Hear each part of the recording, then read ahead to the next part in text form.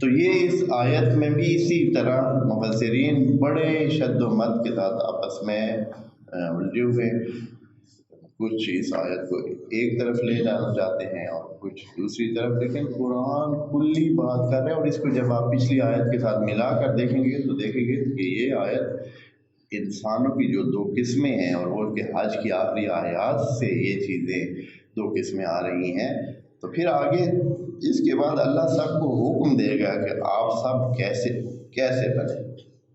وَمِنَ النَّاسِ، لوگوں میں سے ایک نوع ایسی بھی ہے، میں یشری کا کیا مطلب ہوتا ہے؟ یشری یہ لین دین کے لیے استعمال ہوتا ہے، لین دین دونوں کے لیے، یعنی آپ خریدنے کے لیے بھی استعمال کر سکتے ہیں، بیچنے کے لیے بھی استعمال کر سکتے ہیں۔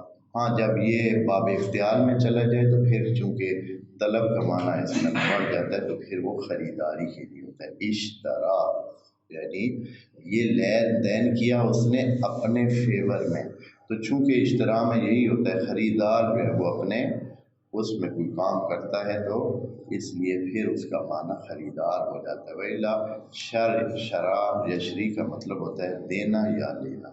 تو یہ جو لین دین کرتے، اور بایا کے بھی اسی طرح، یہ انشاءاللہ اس میں دیکھ لیں کہ بایا بھی اسی طرح استعمال ہو سکتا ہے، دونوں ابتایا بھی آپ کہہ سکتے ہیں، جیسے اشترا کہتے ہیں، ابتایا بھی استعمال کر کے خریدنے کا معنی دے سکتے ہیں۔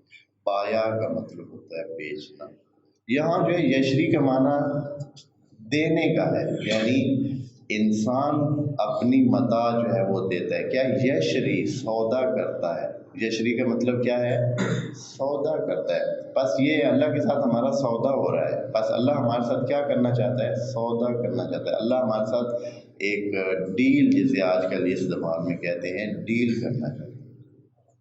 ہاں تو یہ بندوں کی قسم ایسی بھی ہے جو اللہ کے ساتھ ڈیل کرتے ہیں، اللہ کے ساتھ لین دین کرتے ہیں، سودا کرتے ہیں۔